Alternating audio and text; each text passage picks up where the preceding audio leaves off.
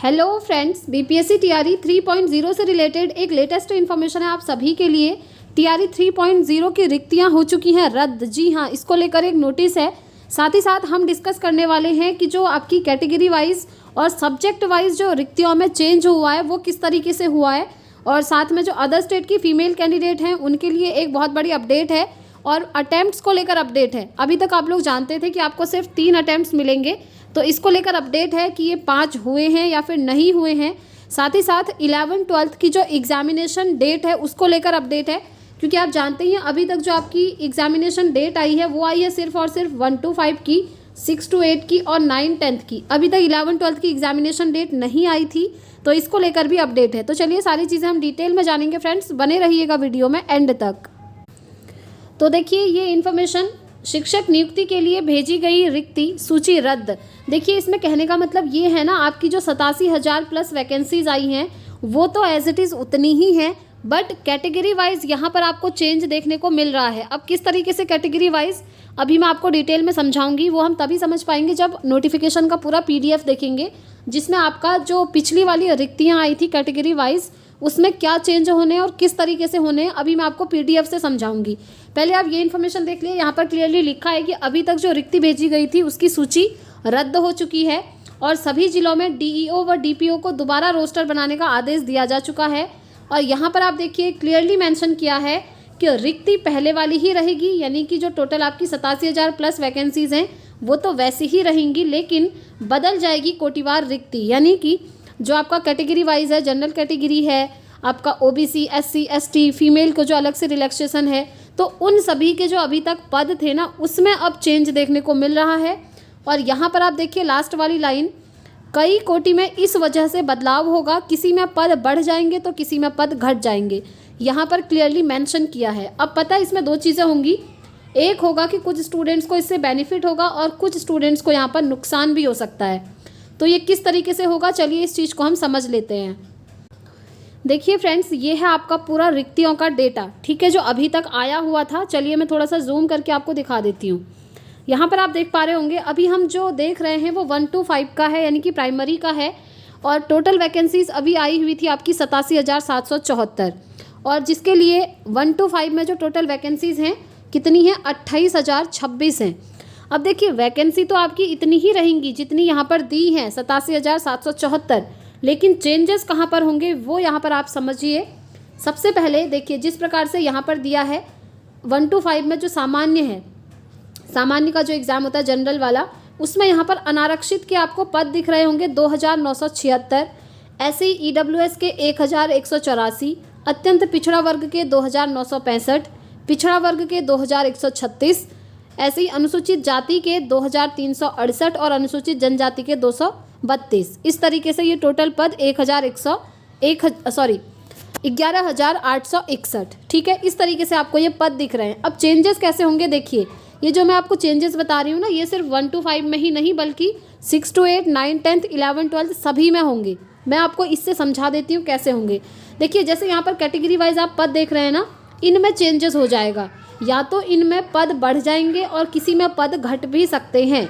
किसी में पदों की संख्या बढ़ जाएगी तो किसी में घट जाएगी, लेकिन जो टोटल वैकेंसी है 87,000, जो कि यहाँ पर आप देख पा रहे हैं 87,774 जो टोटल वैकेंसी है ये एज इट इज़ इतनी ही रहेगी, और 1 to 5 के लिए भी जितनी है उतनी ही रहेगी, लेकिन कैटेगरी वाइज अलग अलग कोटि में पदों की संख्या कम या ज़्यादा हो सकती है।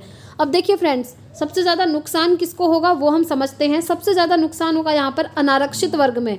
अगर ये जो टोटल पद हैं आपके कम हो जाते हैं तो फिर यहाँ पर अनारक्षित कोटि के जितने भी कैंडिडेट हैं, क्योंकि मोस्टली कैंडिडेट अनारक्षित ही हैं, कैसे, क्योंकि अदर स्टेट के जितने भी कैंडिडेट हैं ना वो यहीं पर काउंट होंगे, इसी में वो फाइट करने वाले हैं अनारक्षित कोटि में, क्योंकि उनको कोई भी आरक्षण नहीं है बिहार का, ठीक है। और जो बिहार के मेल कैंडिडेट हैं अनरिजर्व्ड के अंदर जो आते हैं अनारक्षित में, जनरल कैटेगरी में, वो भी यहीं पर फाइट करेंगे, तो उन कैंडिडेट को बहुत ज़्यादा नुकसान हो जाएगा यहाँ पर अगर अनारक्षित कोटि में पदों की संख्या कम हो गई तो, ठीक है। तो फाइनली अभी सभी जिलों से रिक्तियाँ मांगी गई हैं। नई जब रिक्तियाँ आ जाएंगी तो ऑफिशियल वेबसाइट पर ये डाल देंगे, और जैसे ही ऑफिशियल वेबसाइट पर आ जाएगा आपको यहाँ से इन्फॉर्मेशन मिल जाएगी इसलिए फ्रेंड्स, अगर आप चैनल पर नए हैं तो चैनल को सब्सक्राइब करके ज़रूर रखें, ताकि आने वाली हर एक ऑथेंटिक इन्फॉर्मेशन आपको टाइम से मिलती रहे।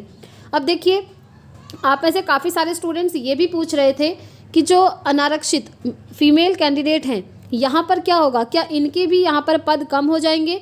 तो देखिए, कम होंगे या बढ़ेंगे ये कुछ नहीं कहा जा सकता अभी, क्योंकि अभी सिर्फ बीपीएससी ने ये बोला है कि पदों का ब्यौरा अलग अलग जिलों से मांगा गया है। कहीं पर रिक्तियाँ बढ़ेंगी तो कहीं पर कम हो जाएंगी। अभी मैंने न्यूज़पेपर का आर्टिकल आपको दिखाया था, ठीक है। तो फाइनली जो भी चीज़ें रहेंगी आपको यहाँ से इन्फॉर्मेशन मिलती रहेगी। अब मैं आपको एक बार ऐसे ही दिखा देती हूँ 6 to 8 का। देखिए, यहाँ पर आप देख पा रहे होंगे 6 to 8 में टोटल वैकेंसीज हैं 19,645। आई होप आप लोगों को क्लियरली दिख रहा होगा, ठीक है। अब ये वैकेंसीज तो एज इट इज़ इतनी ही रहेंगी, लेकिन जो चेंज होंगे वो यहाँ पर अलग अलग कैटेगरी में होंगे। जैसे अभी तक 6 to 8 मैथ साइंस अनारक्षित कोटि में 791 पद थे, तो अब हो सकता है ये बढ़ करके 800 हो जाएं, हो सकता है ये कम हो करके 600 हो जाएं, कितने भी हो सकते हैं, ठीक है। ये चीज़ चेंज होने वाली है। ऐसे ही मैथ एसएसटी की अगर हम बात करें, अभी तक एसएसटी में अनारक्षित में कितने पद थे, 520 थे। अब हो सकता है ये बढ़ के 620 हो जाएं, हो सकता है कम हो करके 400 हो जाएं, कुछ भी हो सकता है। ऐसे ही आर्थिक रूप से कमज़ोर यानी कि ईडब्ल्यूएस कैटेगरी में भी ये चीज़ हो सकती है। तो सभी कैटेगरीज़ का इन्होंने बोला है कि कैटेगरी वाइज पदों की संख्या में बढ़ोतरी या फिर कमी देखने को आपको मिल सकती है। इसी तरीके से जैसे 1 to 5, 6 to 8 है, वैसे ही आपका 9, 10th और 11, 12th में भी होगा। जैसे 9, 10th में आपके टोटल पद कितने हैं, 16,970 हैं। तो यहाँ पर जैसे अनारक्षित में हिंदी में 534 थे अभी तक, अब इसमें कम या ज़्यादा हो सकते हैं। जैसे अभी तक हिंदी सब्जेक्ट में अनुसूचित जाति में 406 पद थे, तो अब हो सकता है ये 406 कम हो जाएं, हो सकता है ये बढ़ जाएं। इस तरीके से आपको चेंज देखने को मिलेगा। तो अभी ऑफिशियल इन्फॉर्मेशन नहीं आई है फ्रेंड्स, जैसे ही ऑफिशियल डेटा आ जाएगा तो आपको यहाँ से बता दिया जाएगा। ऐसे 11, 12 में भी आप देख सकते हैं टोटल पोस्ट इतनी ही रहेंगी 22,373, लेकिन यहाँ पर अलग अलग कोटि में ये चेंज हो सकते हैं, ठीक है, होने ही हैं, क्योंकि अभी आपने देखा न्यूज़पेपर के आर्टिकल में आया हुआ था। आई होप ये सारी इन्फॉर्मेशन आप समझ गए होंगे। अब हम बात कर लेते हैं फ्रेंड्स, जो अदर स्टेट की फीमेल कैंडिडेट हैं उनकी यहाँ पर कितनी सीट हैं। तो देखिए, मैंने आपको पहले भी ये चीज़ समझाई हुई थी, फिर भी आप लोगों के काफ़ी सारे कमेंट्स आ रहे थे। तो जो अदर स्टेट की फीमेल कैंडिडेट है ना, वो अनारक्षित के अंदर ही काउंट होंगी, उनको कोई भी आरक्षण नहीं है। ये जो आप 36 आरक्षण देख रहे हैं ना, ये बिहार की महिलाओं के लिए है। अदर स्टेट की महिलाओं के लिए कोई आरक्षण नहीं है, वो अनारक्षित कोटि में ही यहाँ पर फाइट करेंगी। क्योंकि और मैंने एक चीज़ और बताई है आपको कि अदर स्टेट से अगर आप हैं, चाहे आप मेल हैं चाहे फीमेल हैं, सीटेट में अगर आपके 90 मार्क्स हैं तभी आप एग्ज़ाम देने जाइएगा, अदरवाइज़ आपका अटैम्प्ट भी ख़राब हो जाएगा और आपकी जगह पर किसी अदर कैंडिडेट को जो योग्य होगा उसको वो सीट नहीं मिल पाएगी। क्योंकि अगर आपके 90 से कम मार्क्स हैं सीटेट में, तो अगर आपका सिलेक्शन हो जाता है तो आपको डॉक्यूमेंट वेरिफिकेशन के टाइम पर बाहर कर दिया जाएगा, जैसे पिछली बार काफ़ी सारे स्टूडेंट्स को किया हुआ था, ठीक है। ये चीज़ भी आप ध्यान रखिएगा। अब हम बात कर लेते हैं फ्रेंड्स 5 अटैम्प्ट्स के बारे में, कि आपके अटैम्प्ट्स बढ़ने वाले हैं या 3 ही रहने वाले हैं। तो देखिए, अभी तक ऑफिशियल नोटिफिकेशन के अकॉर्डिंग आपको 3 ही अटैम्प्ट्स मिले हुए हैं। अब इस चीज़ की टेंशन आप लोग अभी छोड़ दीजिए, क्योंकि देखिए फॉर्म फिलअप आपने कर दिया है, और अगर फॉर्म फिलअप कर दिया है तो एग्ज़ाम देने ज़रूर जाइएगा फ्रेंड्स। क्योंकि TRE 4 में जो आपका TRE 4 अगस्त में होने वाला है, उसमें आपको फिर काफ़ी सारे चेंज देखने को मिलने वाले हैं। हो सकता है नेगेटिव मार्किंग लग जाए, हो सकता है पदों की संख्या कम आए। जैसे इस बार बोला था 1 लाख प्लस आएगी, लेकिन आई आपकी कितनी 87,000। तो अब अगस्त में TRE 4 में कितनी आएगी ये तो कंफर्म किसी को भी नहीं पता है ना। इसीलिए अगर आपने TRE 3 का फॉर्म फिलअप करा है तो एग्ज़ाम ज़रूर दीजिएगा। और देखिए, अभी तक तो ऑफिशियल नोटिफिकेशन के अकॉर्डिंग 3 अटैम्प्ट्स हैं, लेकिन बहुत जल्द आपको ये नोटिस देखने को मिलेगा कि ये 3 अटैम्प्ट्स बढ़ा करके 5 अटैम्प्ट्स कर दिए गए हैं। जिस तरीके से नियोजित शिक्षकों के किए थे ना, वैसे ही आपके भी किए जाएंगे, क्योंकि बहुत सारे बच्चों द्वारा धरना प्रदर्शन किया गया, मांग चल रही है कंटिन्यूसली। तो 5 अटैम्प्ट्स तो ये होने ही हैं। और जो रजनीश कुमार जी हैं, आप जानते ही हैं, उनके द्वारा भी ट्वीट करके यही इन्फॉर्मेशन दी गई है कि एक मीटिंग होने वाली है और उसमें इसके ऊपर बात होने वाली है, और उसके बाद जैसे ही मुहर लगती है तो ये 5 अटैम्प्ट्स आपके हो जाएंगे। जैसे ही कोई ऑफिशियल नोटिस आएगा फ्रेंड्स, आपको यहाँ से बता दिया जाएगा, ठीक है।